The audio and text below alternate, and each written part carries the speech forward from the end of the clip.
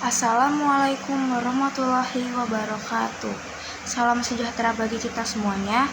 Om Swastiastu, Namo Buddhaya, dan salam kebajikan. Sebelumnya, perkenalkan nama saya Sania Mariana Tambun dengan NPM 2310236 dari kelas F. Dosen mata kuliah dengan Ibu Tia Ludiana SHMH, di mana penugasan ini dibuat untuk memenuhi penilaian dalam ujian tengah semester Fakultas Hukum, jurusan Ilmu Hukum Universitas Pasundan. Di sini saya mengambil contoh kasus mengenai penculikan dan pencabulan anak bayi berumur 4 bulan. Dilansir dari tribunjabar.id, kronologi singkat dari kasus tersebut yaitu kasus terjadi di Kecamatan Kaliwedi, Kabupaten Cirebon, Jawa Barat, pada hari Kamis 23 November tahun 2023. Pada saat itu, pelaku sedang pesta minuman keras dan dengan dalam kondisi terpengaruh alkohol. Lantas mendatangi rumah korban dengan mencongkel jendela. Kemudian membawa bayi tersebut ke kebun dengan berjarak 200 meter dari rumah korban. Di sana, pelaku melancarkan aksinya kepada bayi 4 bulan itu. Pelaku mengaku cintanya diutarakan pada 2 tahun yang lalu, yang mana cintanya ditolak oleh ibu korban. Pada hari Kamis, tanggal 23 November tahun 2023, pukul 3 subuh, nenek korban terkejut saat hendak menunaikan ibadah sholat subuh, melihat cucunya tidak ada lagi di tempat tidur. Kemudian membangunkan ibu korban yang juga terkaget saat bangun anaknya tidak lagi di pinggirnya. Kemudian keluarga itu mencari anak tersebut di setiap sudut rumah. Setelah 1 jam, pencarian korban ditemukan dalam kondisi tergeletak dengan alas kardus di kebun warga. Bayi dalam kondisi tanpa busana, kemudian sekelilingnya ditemukan pampers dan pakaian yang diduga telah dilepas oleh pelaku. Bayi itu juga mengalami sejumlah luka di tubuhnya. Berikut adalah hasil analisis kasus saya yang telah saya buat dalam beberapa poin. Apakah kasus termasuk tindak pidana? Lalu, apakah unsur-unsur tindak pidana tersebut? Menurut hasil analisis saya, kasus tersebut benar termasuk dalam kasus tindak pidana. Karena kasus tersebut memenuhi unsur-unsur tindak pidana yang meliputi penculikan, di mana pelaku mengambil bayi tanpa izin yang sah dari orang tua atau wali. Kemudian, pencabulan, di mana pelaku melakukan tindakan seksual yang tidak sah terhadap bayi. Kemudian, pelanggaran hak asasi manusia, dan yang terakhir, pelindungan anak.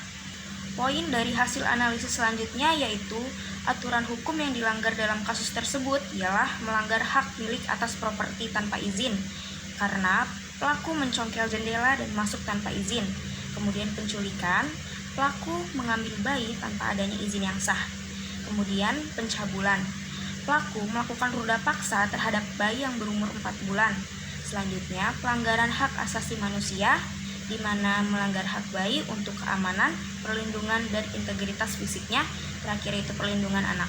Poin analisis selanjutnya, faktor yang memicu terjadinya kasus tersebut. Keinginan melanggar hukum, di mana pelaku sakit hati karena cintanya ditolak oleh ibu korban. Selanjutnya, kehilangan kontrol diri, di mana pelaku terpengaruhi oleh minuman beralkohol. Selanjutnya, keinginan mendapatkan kepuasan seksual, di mana pelaku melakukan ruda paksa terhadap bayi yang berumur 4 bulan. Terakhir, faktor sosial, di mana ketidakmampuan atau kelengahan orang tua dalam mengawasi anak. Poin selanjutnya yaitu lex locus delicti, di mana tempat kejahatan terjadi, yaitu di Kecamatan Kaliwedi, Kabupaten Cirebon, Jawa Barat, dan di kebun milik warga di mana korban ditemukan.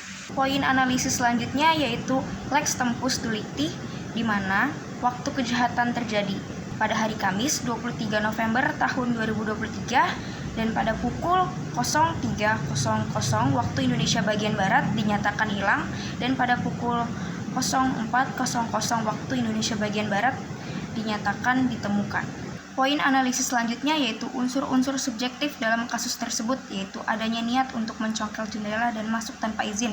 Terdapat dalam pasal 362 KUHP tentang pelanggaran hak milik atas properti tanpa izin.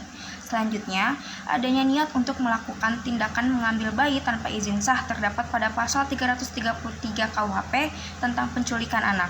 Selanjutnya, adanya niat untuk melakukan tindakan seksual terhadap bayi terdapat pada pasal 76 DJO dan 76 Undang-Undang Nomor 35 Tahun 2014 tentang perubahan atas Undang-Undang Nomor 23 Tahun 2002 JO Pasal 82 Ayat 1 Undang-Undang Nomor 17 Tahun 2016 tentang perlindungan anak dan terancam hukuman paling lama 15 tahun penjara. Poin terakhir, analisis kasus mengenai unsur-unsur objektif dalam kasus tersebut terdapat pada pasal 293 ayat 1 KUHP tentang di mana pelaku berupa orang dewasa berjenis kelamin laki-laki maupun perempuan yang melakukan perbuatan cabul pada anak di bawah umur yang belum dewasa berjenis kelamin perempuan ataupun laki-laki.